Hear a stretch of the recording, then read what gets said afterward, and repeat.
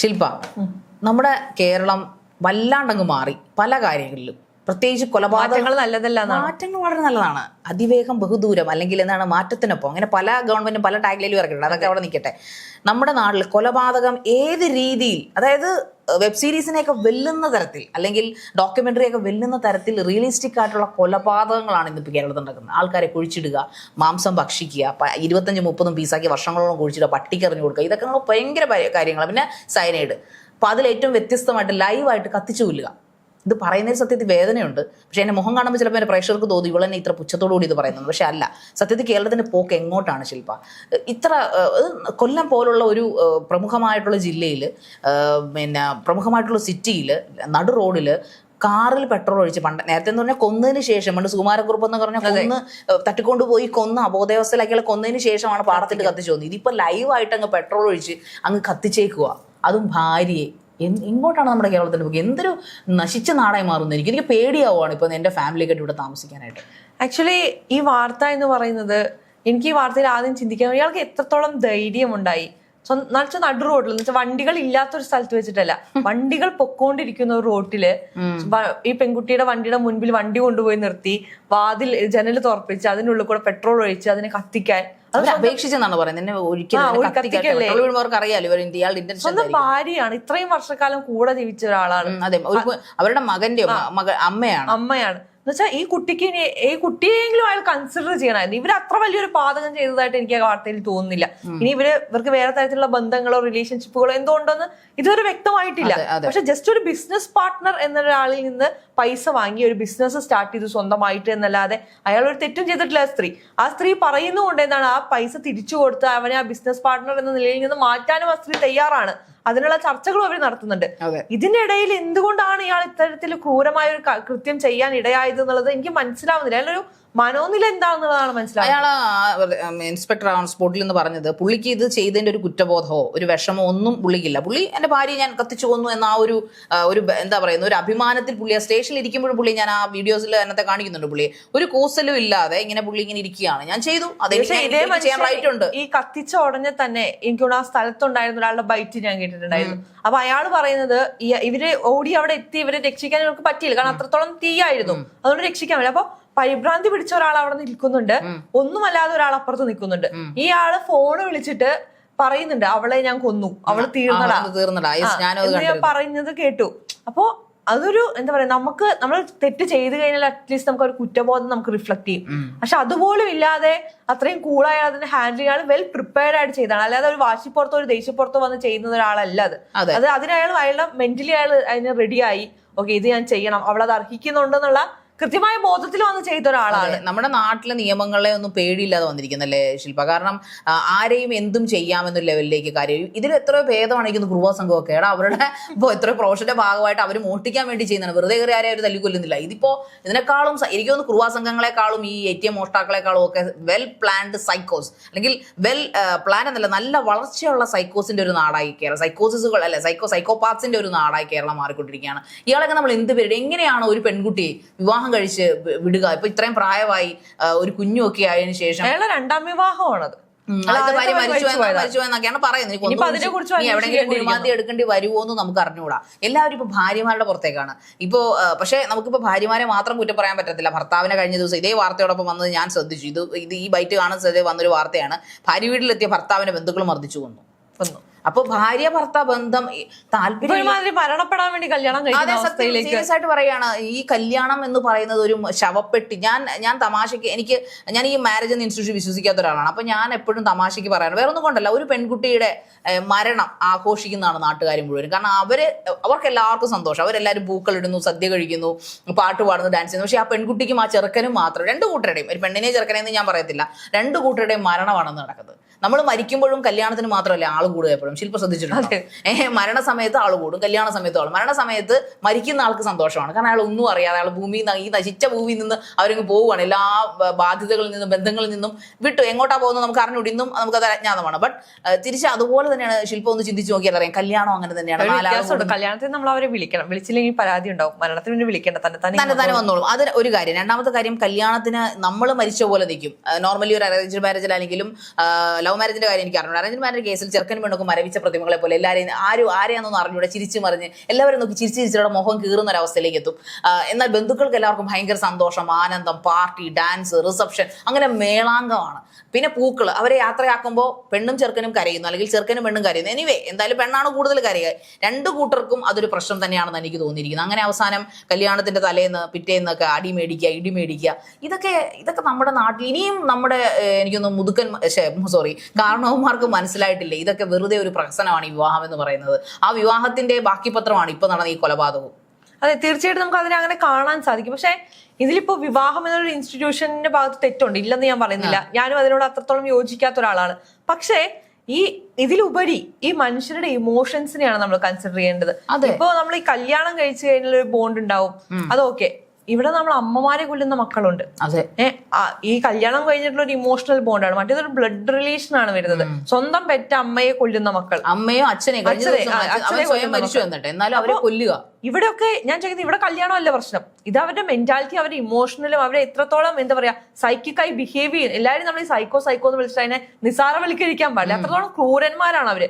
കാരണം എങ്ങനെയാണ് അതിന് സാധിക്കുക? ഇപ്പൊ ഇയാൾക്ക് തന്നെ സ്വന്തം ഭാര്യ ഇത്രത്തോളം കത്തുമ്പോ എങ്ങനെയാണ് അത് കണ്ടു നിൽക്കാൻ സാധിക്കുക? അതായത് ഈ ദൃശ്യാക്ഷി ശില്പ പറഞ്ഞാൽ അയാൾ നിർവികാരനെ അവിടെ നിൽക്കുകയാണ്, അയാൾ വെറുതെ അങ്ങ് നിൽക്കുക. വേറൊരാളാണ് വിളിച്ച് ഫോണിൽ അങ്ങോട്ടും ഇങ്ങോട്ടും പരിഭ്രാന്തനായി ഓടുന്നു, കാണിക്കുന്നു, അവള് തീർന്നറാന്നൊക്കെ പറയുന്നു. അങ്ങനെ ഇനി കൂട്ടത്തിലുള്ള ആള് ഓടിയതാണോ, അയാളെ അവിടുത്തെ ഹൗസ് കീപ്പിംഗ് ആണെന്നല്ലേ ശില്പ? ആ ഷോപ്പിൽ നിൽക്കുന്ന ഇയാള് ഈ ഭർത്താവ് വിചാരിച്ചിരുന്നത് ഈ സ്ത്രീയുടെ കൂടെയുള്ള ആള് ഈ പാർട്ട്ണർ ആണ് എന്നാണ് വിചാരിച്ചത്. ബിസിനസ് പാർട്ട്ണർ ആണെന്ന് വിചാരിച്ചിട്ട് രണ്ടുപേരെയും കൊല്ലാനായിരുന്നു ഇദ്ദേഹം ലക്ഷ്യമിട്ടിരുന്നത് എന്നാണ് പറയപ്പെടുന്നത്.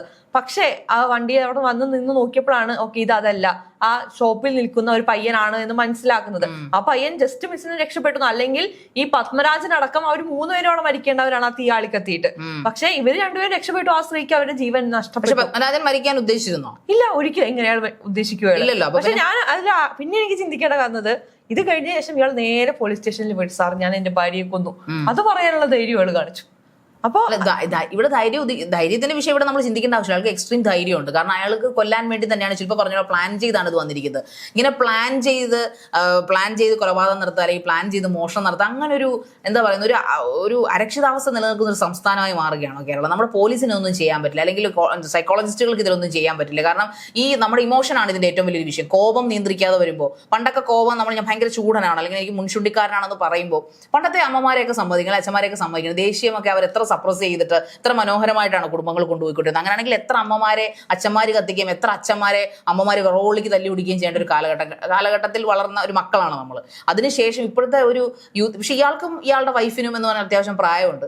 എന്നിട്ടും അവർ ഇതിലേക്ക് ചിന്തിക്കണമെങ്കിൽ ഒന്നുകിൽ കാലങ്ങളായിട്ടിരുന്നൊരു വെൻഡറ്റ ആവാം, അല്ലെങ്കിൽ വൈരാഗ്യമാവാം. ഇയാളുടെ രണ്ടാമത്തെ ഭാര്യയാണ്. അപ്പൊ ആദ്യത്തെ ഭാര്യ ഇയാൾക്ക് ഒന്ന് തന്നെയാണ് നമ്മൾ സംശയിക്കേണ്ടിയിരിക്കുന്നത്. തീർച്ചയായും അങ്ങനെ ഒരു സംശയം വരില്ല. ഇനി ഇതെല്ലാം മാറ്റി നിർത്തുകയാണെങ്കിൽ നമ്മൾ ആ കുഞ്ഞിനെ കുറിച്ച് ചിന്തിക്കേണ്ടി വരില്ല. പിന്നെ ഒരു പോയിന്റ് അതുണ്ടോ, ഇയാളെ പെട്രോള് പണ്ട് ഓർക്കുന്നുണ്ടോ, സഹപാഠിയെ മുഖത്ത് പെട്രോൾ ഒഴിച്ചു. ഒരു കാലത്ത് പെൺകുട്ടികൾക്ക് നടന്നു പോകാൻ പേടിയായിരുന്നു. ആസിഡ് ഒഴിക്കുക, പെട്രോൾ ഒഴിച്ച് കത്തിച്ച സംഭവം നമ്മുടെ നാട്ടിൽ ഒരു 6-5 വർഷങ്ങൾക്ക് മുമ്പ് നടന്നിരുന്നു. സഹപാഠിയെ തന്നെ വിവാഹമോ പ്രേമ നിരസിച്ചതിന്റെ പേരിൽ പെട്രോൾ ഒഴിച്ചു. അതിനുശേഷം ഞാൻ കൗതുകരമായ ഒരു കാഴ്ച ഇപ്പോൾ പെട്രോൾ പമ്പുകൾ കാണാറുണ്ട്, പെട്രോൾ കുപ്പികളിൽ കൊടുക്കില്ല. ഇല്ല, അത് നിയമമാണ്. ഓക്കെ, കൗതുകരം, ഞാനത് ശ്രദ്ധിക്കാൻ തുടങ്ങി. അപ്പൊ എങ്ങനെയാണ് ഇയാൾക്ക് കന്നാസിൽ പെട്രോൾ കിട്ടിയത്? കാനിൽ പെട്രോൾ കൊടുക്കും, കുപ്പിയിൽ കൊടുക്കില്ല. കുപ്പിയിൽ കൊടുക്കില്ല. അപ്പൊ ഈ കന്നാസിൽ ഞാൻ പറയുന്നത്, ആർക്കെങ്കിലും വണ്ടിയിലൊക്കെ പെട്രോൾ അടിക്കണം ആഗ്രഹം ഉണ്ടെങ്കിൽ വേറൊരു വണ്ടിക്കാരന്റെ പെട്രോൾ എന്താ പറയുന്നത് അതിനകത്ത് കൊണ്ടുവന്ന് വേറെ എന്തെങ്കിലും സംവിധാനങ്ങൾ ചെയ്യണം, അല്ലെങ്കിൽ എന്തെങ്കിലുമൊക്കെ ഒരു എഴുതി മേടിച്ചിട്ട് വേണം ഇതൊക്കെ കൊടുക്കാനായിട്ട്. കാരണം ഇങ്ങനെ കൊടുത്തത് കൊണ്ടാണല്ലോ അയാൾ ഇപ്പൊ ഒഴിക്കാനുള്ളത് കിട്ടിയത്. ഈ ക്യാനിലും കുപ്പിയിലും കൊടുക്കുന്നതൊക്കെ നിരോധിക്കുക എന്നാണ് എനിക്കത് കൃത്യമായി മോണിറ്റൈസ് ചെയ്യുക. കാരണം പെട്രോൾ എന്ന് പറയുന്ന സാധനം നമ്മൾ വെള്ളം ഒഴിച്ചാലും ആളിക്കത്തുന്ന ഒരു സമയം, ഡീസൽ പോലെയല്ല. അതുകൊണ്ട് തന്നെ പെട്ടെന്ന് ഒരാളെ കൊല്ലാൻ പറ്റിയ ഒരു ഐറ്റം തന്നെയാണ് പെട്രോൾ എന്ന് കണ്ടെത്തി. ഇനിയിപ്പോൾ കത്തിയും ഈ പറയുന്ന പോലെ ആക്സിഡന്റും ഒന്നും വേണ്ട, കൈ നനയാതെ മീൻ പിടിക്കാമല്ലോ, ചുമ്മാ കൊണ്ട് ഒഴിച്ചാൽ പോരെ, അങ്ങ് കത്തി തീരുമല്ലോ, ഒറ്റ സെക്കൻഡിൽ കത്തി അങ്ങ് തീരും. പിന്നെ എന്താ പറയുക, നമ്മളിപ്പോ ഇത് ചെയ്യണമെന്ന് വിചാരിച്ചു കഴിഞ്ഞാൽ, ഇത് ഇപ്പൊ ശാരിക പറഞ്ഞ ഐഡിയ എടുക്കുവാണെങ്കിൽ വേറൊരു വണ്ടിയിൽ പെട്രോൾ നിറച്ചു കൊണ്ടുപോയാൽ പെട്രോൾ ഊറ്റിയെടുത്ത് ഒഴിക്കാവുന്നതേ ഉള്ളൂ. ഇവർക്ക് വഴി കണ്ടുപിടിക്കാനൊന്നും വലിയ ബുദ്ധിമുട്ടൊന്നും ഉണ്ടാവുമെന്ന് എനിക്ക് തോന്നുന്നത്. ഇപ്പൊ നമ്മൾ എന്തൊക്കെ നിരോധിച്ചാലും ഇവർക്ക് കൊല്ലേണ്ട രീതി ഇവർ കണ്ടുപിടിക്കും എന്നുള്ളതാണ്. പിന്നെ നമ്മളിപ്പോ അതിനെ കുറച്ചുകൂടി സാധൂകരിക്കുന്നു എന്നുള്ളതാണ്. ഇപ്പൊ നമ്മൾ ഇത്തരത്തിലൊരു പ്രശ്നം ഉണ്ടായി, ഇപ്പൊ നമ്മൾ എന്താണ് ഇയാളെ വിളിക്കുന്നത്, ഒരു സൈക്കോ അല്ലെങ്കിൽ സൈക്കോപാത്ത്, അതിനെ നമ്മൾ സൈക്കോളജിക്കൽ ഇഷ്യൂ ആയി കാണാൻ തുടങ്ങി. അപ്പൊ ഇത് കോടതിയും ഇതേ രീതിയിൽ അതിനെ പരിഗണിക്കും. അപ്പൊ എന്താവും, ഇയാൾക്ക് ഇതിന്റേതായ ട്രീറ്റ്മെന്റ്സ് കൊടുത്ത് ഇയാളെ അതിന്റെ രീതിയിലേക്ക് മാറ്റി, ഓക്കെ ഇയാൾ ഇത്തരത്തിൽ ചെയ്തത് ഇത്തരത്തിലുള്ള മാനസിക പ്രശ്നങ്ങൾ കൊണ്ടാണ്, എന്നിട്ട് അയാൾക്ക് അതിന് വേണ്ട രീതിയിലുള്ള ശിക്ഷകൾ ലഭിക്കുന്നില്ല. അയാളുടെ മാനസികമായ പ്രശ്നങ്ങൾ ചികിത്സ ലഭിക്കും, അതുമില്ല.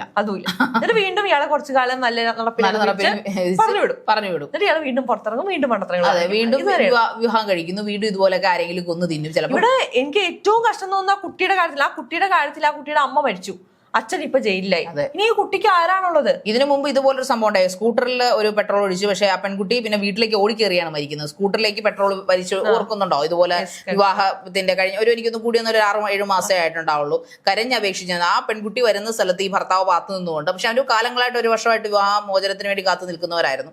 സത്യം പറഞ്ഞാൽ ഇതൊക്കെ കേൾക്കുമ്പോൾ നമ്മുടെ സ്പൈനൽ കോഡിൽ പേടിയൊക്കെ. അപ്പൊ ഈ കണക്കിന് പേടിച്ചിട്ട് നമുക്ക് ഇഷ്ടമല്ലാത്ത റിലേഷൻഷിപ്പിൽ നമ്മൾ എങ്ങനെയാണ് ചിലപ്പോൾ മാറി നിൽക്കുക? ഞാൻ ചോദിക്കുന്ന ഒരു റിലേഷൻഷിപ്പിൽ രണ്ടുപേർക്കും തുടരാൻ താല്പര്യമില്ല, എനിക്ക് അത് വേണ്ടെന്ന് അങ്ങ് വെച്ചാൽ ജീവൻ എടുക്കാനുള്ള അധികാരം ആർക്കെങ്കിലും ഈ ലോകത്ത് ആണുങ്ങൾക്ക് പെണ്ണുങ്ങൾക്ക് പഞ്ഞൊന്നുമില്ല. ഇഷ്ടംപോലെ ജനതയുള്ള ഏതാണ്ട് എത്രയോ കോടി ജനതയുള്ള നാടല്ലേ നമ്മളുടെ. ഇഷ്ടംപോലെ പെണ്ണിനെ ആണിനെയും കിട്ടുമല്ലോ. പിന്നെ എന്തിനാണ്? ശരിയാണ് ഈ ഭർത്താക്കന്മാർ പൊതുവെ പറയുന്നത് ഈ ഭാര്യമാര് പോയിക്കുന്ന ശല്യം ഒഴിഞ്ഞു എന്നുള്ള രീതിയിലാണ് പറഞ്ഞു വെക്കുന്നത്. എന്തിനാണ് കൊല്ലുന്നത്? ഞാൻ പറയുന്നത് ശല്യം ഒഴിഞ്ഞു പോയി അത് പോട്ടെ, സന്തോഷത്തോടെ ജീവിക്കട്ടെ. സപ്പോസ് അവരെ ടോർച്ചർ ചെയ്യുകയോ ഹരാസ് ചെയ്യുകയോ അവൾ ഒഴിഞ്ഞു പോകാൻ നിൽക്കുകയോ ഒക്കെ ചെയ്യുന്ന പറഞ്ഞാൽ നമുക്കൊരു വേണമെങ്കിൽ നീതി. എന്നാലും അവരെ കൊല്ലാനുള്ള അവകാശം നമുക്കില്ല. പക്ഷെ ഇപ്പോൾ ഈ വിവാഹത്തിന്റെ ഈ പറഞ്ഞുള്ള പ്രശ്നങ്ങളൊക്കെ നമ്മൾ ചിന്തിച്ചു കഴിഞ്ഞാൽ മിക്കവരും പിരിഞ്ഞു താമസിക്കുന്നവരായിരിക്കും. വിവാഹമോചനത്തിന്റെ വക്കിലെത്തി നിൽക്കുന്നത്. ആദ്യം വിവാഹമോചനം ഒറ്റയടിക്ക് ദിവസം വീട്ടിൽ നിന്ന് ഇറങ്ങി പോയി കൊടുക്കുന്നതല്ലോ. കാലങ്ങളായിട്ട് 6-7 മാസം സെപ്പറേഷൻ താമസിക്കുന്നു, പിന്നീട് 1 വർഷമാകുന്നു. അതിനുശേഷം സന്തോഷത്തോടുകൂടി പിരിഞ്ഞുകൂടെ? എന്തിനാണ് വിവാഹമോചനത്തിന് ഈ ശത്രുവായിട്ട് കാണുന്നത്? ഞാനിന്ന് ചോദിക്കട്ടെ, ഞാനും ശില്പയും തമ്മിൽ വിവാഹം കഴിച്ചാൽ നമ്മൾ തമ്മിൽ അറേഞ്ച്ഡ് മാരേജ് ആണെങ്കിൽ നമുക്ക് ഇതിനു മുമ്പ് പരിചയമില്ല, ഇതിനു മുമ്പ് നമ്മൾ ശത്രുക്കളല്ല. നമ്മൾ ആ ഒരു ബന്ധത്തിലൂടെയാണ് നമ്മൾ കണക്റ്റഡ് ആവുന്നതും. നമ്മൾ ആ വിവാഹം എന്ന കൂതാശ വേണമെങ്കിൽ പറയും, വിവാഹം എന്ന കൂതാശയിലൂടെ നമ്മൾ പരിചയപ്പെടുകയും നമ്മൾ അടുക്കുകയും നമ്മുടെ വഴക്കുകളും പിണക്കവും സ്നേഹവും എല്ലാം അതിനകത്തുണ്ടാവുന്നത്. ശത്രുത ഉണ്ടാകുന്നതും അങ്ങനെ. നമ്മളെടുത്ത കൊലപാതകങ്ങൾ നോക്കി ഇവളാരും നേരത്തെ പരിചയക്കാരല്ല, നേരത്തെ തേച്ചിട്ട് പോയവരല്ല. ഈ അറേഞ്ച്ഡ് മാരേജ് നടന്ന പല സ്ത്രീധന പീഡന മരണങ്ങളും നമ്മൾ ശ്രദ്ധിച്ചാൽ അവരൊക്കെ അറേഞ്ച്ഡ് മാരേജ് ആണ്. അറേഞ്ച്ഡ് മാരേജിൽ നമുക്ക് നേരത്തെ പരിചയമില്ല. അവർ സെപ്പറേറ്റ് വിങ് എടുത്ത് നോക്കി കഴിഞ്ഞാൽ ഒരു പ്രശ്നക്കാരല്ല.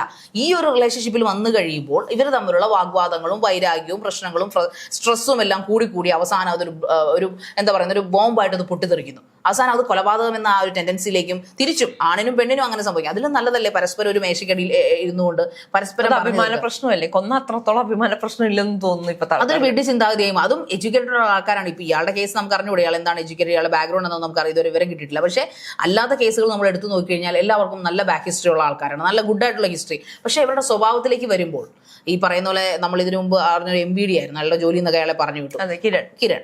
അപ്പോൾ അതുകൊണ്ട് തന്നെ അങ്ങനെയുള്ള കേസുകൾ വരുമ്പോഴത്തേക്ക് പിരിയുന്ന ഒരു തീരുമാനം എടുക്കുമ്പോൾ വീട്ടുകാർ, ഞാൻ പറഞ്ഞ പാരന്റ്സും കൂടെ, നീ എൻ്റെ വീട്ടിൽ ഇപ്പോൾ പാരന്റ്സ് ഇല്ലാത്തവരുണ്ടാവാം, അപ്പോൾ സെപ്പറേറ്റ് ആയിട്ട് മാറി താമസിക്കുക. ഈ പറയുന്ന പോലെ ഇയാളും മാറി താമസിക്കുക. എന്നിട്ടും മാറി താമസിച്ചിട്ടും ആ വൈരാഗ്യം കുറയുന്നില്ലെങ്കിൽ ഒഴിയുക. അതിന് പകരം വീട്ടിൽ ചെന്ന് കയറി കുത്തിക്കൊല്ലുക, അല്ലെങ്കിൽ വീട്ടിൽ ചെന്ന് തൂങ്ങി മരിക്കുക, അല്ലെങ്കിൽ വഴിയിൽ നിന്ന് പെട്രോൾ ഒഴിച്ച് കൊല്ലുക എന്ന ലെവലിലേക്ക് കാര്യങ്ങൾ പോകുമ്പോൾ എങ്ങനെയാണ് ഒരു ബന്ധങ്ങൾ, ദാമ്പത്യ ബന്ധങ്ങൾ, എനിക്കൊന്ന് യൂറോപ്യൻ കൺട്രീസിനേക്കാളും അമേരിക്കയെക്കാളും മറ്റു നാടുകളെക്കാളും ഒക്കെ വേഴ്സ്റ്റ് ആയിക്കൊണ്ടിരിക്കുന്ന ഒരു തലമുറയിലും പ്രവണതയിലേക്കുമാണ് നമ്മൾ മാറിക്കൊണ്ടിരിക്കുന്നത്.